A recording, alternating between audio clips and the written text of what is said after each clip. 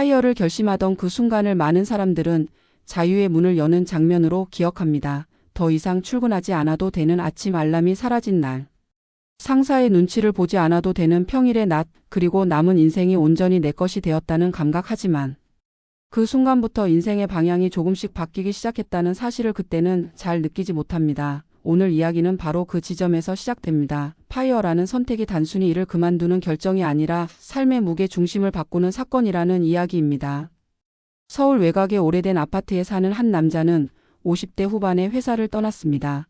그는 젊은 시절부터 절약과 투자에 철저했고 누구보다 빠르게 목표를 설정하고 달성하는 사람이었습니다. 동료들이 아직 승진과 실적을 이야기할 때 그는 이미 은퇴 이후의 생활비를 계산하고 있었습니다. 결국 그는 스스로를 성공한 파이어족이라 불러도 될 만큼 준비된 상태로 회사를 나왔습니다. 퇴직하던 날 그는 담담했고 오히려 가벼웠습니다. 출근하지 않아도 되는 첫 주 그는 매일 아침 동네 공원을 걸었고 평일 낮에 햇살이 이렇게 조용할 수 있다는 사실에 감탄했습니다. 사람들은 부러워했고 그는 그 시선이 나쁘지 않았습니다. 하지만 몇 달이 지나자 하루의 결이 달라지기 시작했습니다. 정해진 회의도 마감도 사라진 시간 속에서 그는 무엇을 해야 할지 조금씩 헷갈리기 시작했습니다. 아침에 일어나면 할 일은 많았지만 꼭 해야 할 일은 없었습니다. 오늘 하지 않아도 되는 일들이 내일로 미뤄졌고 그렇게 하루가 흘러갔습니다. 처음에는 자유라고 생각했던 시간은 점점 무게 없는 공백처럼 느껴졌습니다. 그는 말합니다. 일을 할 때는 힘들어도 하루가 꽉 차 있었는데 이제는 하루가 길게 늘어져 있다고. 그 긴 하루를 채우기 위해 여행도 다녀보고 취미도 시작했지만 이상하게 마음은 자주 공허했습니다. 돈에 대한 불안은 없었지만 쓸모에 대한 질문이 따라다녔습니다. 사회에서의 역할이 사라지자 자신을 설명할 언어도 함께 사라진 느낌이었습니다. 그는 파이어를 선택한 순간 인생이 더 가벼워질 줄 알았지만 실제로는 방향을 잃은 배처럼 떠다니고 있다는 기분을 처음으로 느꼈다고 말합니다. 또 다른 이야기는 지방에서 작은 상가를 운영하다 예순을 앞두고 파이어를 결심한 부부의 이야기입니다. 이 부부는 오랜 자영업 생활 끝에 더 이상 몸을 혹사시키지 않기로 마음먹었습니다. 주변에서는 조금만 더 버티면 좋겠다고 말했지만 그들은 지금이 아니면 평생 쉼없이 살아야 할 것 같다고 느꼈습니다. 그래서 가게를 정리하고 수입에서 자유로워지는 선택을 했습니다. 처음 몇 달은 축제 같았습니다. 아침에 함께 커피를 마시고 낮에 장을 보고 평일에 여행을 떠나는 것이 그렇게 새로울 수가 없었습니다. 서로에게 이렇게 많은 시간이 있었다는 사실에 놀라기도 했습니다. 하지만 시간이 흐르면서 부부의 대화는 점점 달라졌습니다. 예전에는 오늘 장사는 어땠는지 손님 이야기가 자연스럽게 이어졌지만 이제는 무슨 이야기를 해야 할지 잠시 생각해야 했습니다. 함께 있는 시간이 많아질수록 서로의 생활 리듬 차이가 더 선명해졌습니다. 남편은 집에 머무는 시간이 늘었고 아내는 그 변화가 편하면서도 부담스러웠다고 말합니다. 아내는 고백합니다. 남편이 집에 있는 것이 싫었던 건 아니지만 하루 종일 마주하고 있으니 사소한 말 한마디에도 감정이 흔들렸다고. 파이어를 선택한 순간 부부는 더 가까워질 줄 알았지만 동시에 서로의 빈자리를 채워야 하는 숙제를 떠안게 되었습니다. 이전에는 일이라는 완충 장치가 있었지만 이제는 그 장치가 사라진 상태였습니다. 그들은 어느 날 문득 깨달았습니다. 파이어는 은퇴가 아니라 삶의 구조를 바꾸는 선택이라는 것을. 돈의 문제보다 더 큰 변화는 관계와 정체성에서 찾아온다는 사실을 말입니다. 이 두 이야기는 공통된 질문을 던집니다. 파이어 이후 나는 누구인가? 무엇으로 하루를 설명할 수 있는가? 우리는 흔히 파이어를 경제적 독립으로 정의하지만 실제 삶에서는 심리적 독립과 사회적 연결이 더 큰 과제가 됩니다. 일을 그만두는 순간 우리는 역할을 내려놓고 그 빈자리를 스스로 채워야 합니다. 누군가는 그 자리를 새로운 일로 채우고 누군가는 봉사나 공부로 방향을 틉니다. 또 누군가는 아무것도 하지 않는 시간을 견디는 법을 배워야 합니다. 문제는 이 과정이 생각보다 쉽지 않다는 데 있습니다. 파이어는 끝이 아니라 전환점입니다. 인생의 방향이 바뀌는 지점에서 우리는 다시 선택해야 합니다. 어떤 리듬으로 살 것인지, 누구와 연결될 것인지, 무엇을 통해 나 자신을 확인할 것인지. 준비 없이 맞이한 자유는 때로 불안으로 변합니다. 그래서 파이어를 꿈꾸는 많은 사람들에게 필요한 것은 숫자보다 질문입니다. 이 돈으로 몇 년을 살 수 있는가 보다 이 시간으로 어떤 삶을 만들 것인가라는 질문 말입니다. 이야기 속의 사람들은 지금도 답을 찾는 중입니다. 누군가는 다시 일의 형태를 바꾸어 사회와 연결되었고 누군가는 부부만의 규칙을 만들어 새로운 균형을 찾았습니다. 중요한 것은 그들이 파이어를 후회해서가 아니라 파이어 이후의 삶을 다시 설계하고 있다는 점입니다. 그 순간 인생의 방향은 한 번 더 바뀝니다. 이번에는 도망이 아니라 선택으로. 그래서 이 이야기를 듣는 당신에게 조용히 묻고 싶습니다. 파이어를 하는 순간 바뀌는 인생의 방향을 당신은 어떤 모습으로 그리고 있는지, 그 그림 속에 당신의 하루와 관계와 역할이 함께 담겨 있는지. 자유는 준비된 사람에게 더 깊은 의미가 됩니다.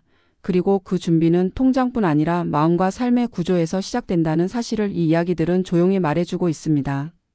파이어 이후의 삶을 들여다보면 많은 사람들이 처음에는 숫자의 안정에 안도하지만 시간이 흐를수록 전혀 다른 질문 앞에 서게 됩니다. 자산이 얼마나 되는지가 아니라 하루를 무엇으로 채울 것인가라는 질문입니다. 경제적 독립은 계산으로 도달할 수 있지만 삶의 독립은 계산만으로 완성되지 않습니다. 일을 그만두는 순간 우리는 사회가 제공하던 구조에서 벗어나게 됩니다. 출근과 퇴근, 회의와 마감, 성과와 평가라는 틀은 때로는 우리를 지치게 했지만 동시에 하루의 방향을 정해주는 나침반이기도 했습니다. 파이어는 그 나침반을 내려놓는 선택입니다. 그래서 자유는 갑자기 넓어지지만 방향은 희미해집니다.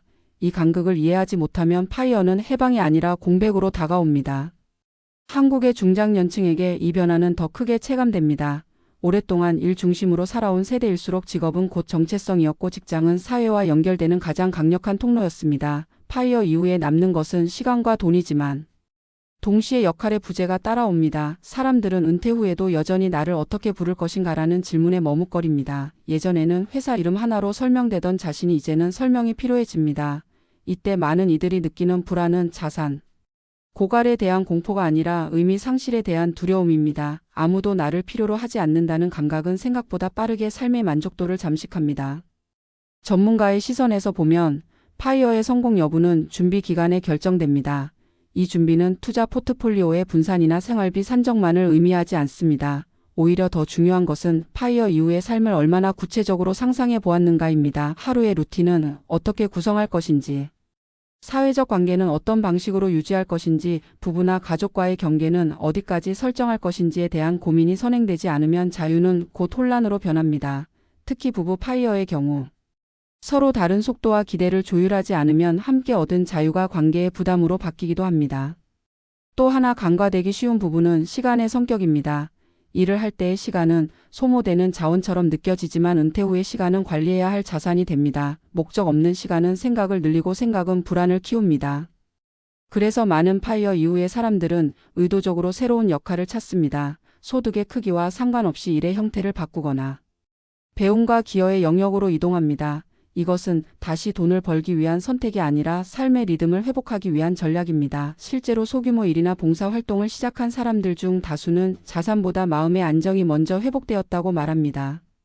파이어를 준비하는 과정에서 흔히 놓치는 질문은 나는 멈춘 뒤에도 성장할 수 있는가라는 질문입니다. 성장이라는 단어는 젊은 시절의 전유물처럼 느껴지지만 중년 이후에도 성장은 다른 형태로 지속됩니다. 새로운 기술을 익히는 성장도 있고 관계를 성숙하게 다루는 성장도 있으며 자신의 한계를 인정하는 성장도 있습니다.